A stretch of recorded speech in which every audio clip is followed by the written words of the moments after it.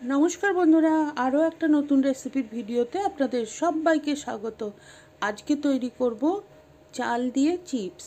আর এটা তৈরি করতে কোনো তেল লাগবে না। সেই জন্যে আপনারা যারা অতিরিক্ত তেল খাওয়া হয়ে যাচ্ছে বলে কোনো রকমের চিপস খেতে পারেন না, তারাও অনায়াসেই খেতে পারবেন। তো আসুন দেখে নিই রেসিপিটা।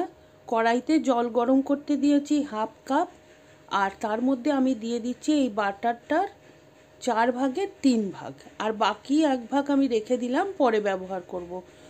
জল গরম হলেই বাটারটা গলে যেতে আরম্ভ করবে। দিয়ে দেবো একটুখানি আন্দাজ মতো লবণ, আর তারপরে জলটা ফুটে উঠতে শুরু করলেই আমি দিয়ে দেবো 1/2 কাপ চালের গুঁড়ো। যতটা ঠিক জল দিয়েছিলাম ঠিক ততটাই চালের গুঁড়ো আমি এখানে দিয়েছি। আর সব কিছু খুব ভালো করে মিশিয়ে নিয়ে গ্যাসটা অফ করে দেবো। আর তারপরে একটুখানি এটাকে ঠান্ডা হতে দেবো, যাতে করে আমি হাত দিয়ে এটা মাখতে পারি। দেখুন, আমি খুন্তি দিয়ে ভালোভাবে সব কিছু মিশিয়ে রেখে দিয়েছি কিছুক্ষণ। আর তারপরে একটা ফ্ল্যাট জায়গার ওপরে নিয়ে নিয়েছি চালের গুঁড়োটা।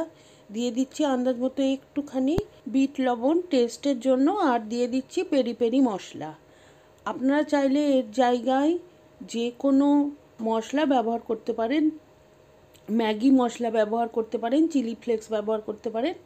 আমি একটু ঝালের জন্য লঙ্কা গুঁড়োও দিয়েছি, আর যে বাটারটা রেখে দিয়েছিলাম সেই বাটারটাও এখানে দিয়ে দিলাম। আর ভালোভাবে আমি একটা ডোয়ের মতো তৈরি করে নিয়েছি, দেখুন। আর এখন থেকে খুব ছোট ছোট করে লেচি কেটে নিয়ে গোল গোল বলের মতো তৈরি করে নেব। যতটা সম্ভব ছোট করে এই বলগুলো তৈরি করতে হবে, কেননা যত ছোট আপনি এগুলো তৈরি করতে পারবেন আপনার চিপসগুলো ঠিক ততটাই পাতলা আর ততটাই সুন্দর হবে। আমি সমস্ত বলগুলো তৈরি করে নিয়েছি, আর ওই বলগুলো একটা থালার মধ্যে নিয়ে নিয়েছি। আর একটা বাটার পেপারের ওপরে আমি একটা করে ওই বল নেব। উপরে বাটার পেপার বা একটা প্লাস্টিক রেখে এইরকম একটা তলাটা অনেকটা চওড়া এরকম বাটি নিতে হবে। দিয়ে বাটিটা দিয়ে এটাকে চেপে চিপসটা তৈরি করে নিতে হবে। দেখুন, যতটা ভালোভাবে চাপতে পারবেন ততটাই বড় চিপসটা তৈরি হবে আর ততটাই পাতলা হবে। তো আপনার চিপসটা খেতেও ভালো হবে, মুচমুচে হবে, আর সহজে বেক করা যাবে। এইভাবে করে সমস্ত চিপসগুলো কিন্তু আমি তৈরি করে নিচ্ছি একটা বাটার পেপারে যতগুলো ধরে।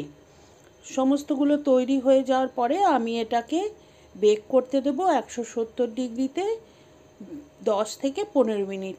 আপনার এই চিপসগুলো যতটা মোটা বা পাতলা হবে তার উপরে নির্ভর করে টাইমটা একটু কম বেশি হতে পারে।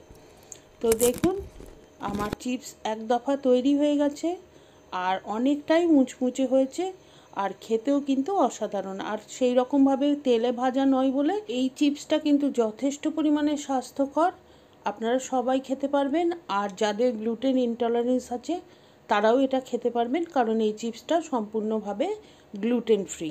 তো অবশ্যই বাড়িতে একবার ট্রাই করে দেখবেন। কমেন্ট করে জানাবেন কেমন লাগলো। আর রেসিপিটা ভালো লাগলে please like, share and subscribe my channel.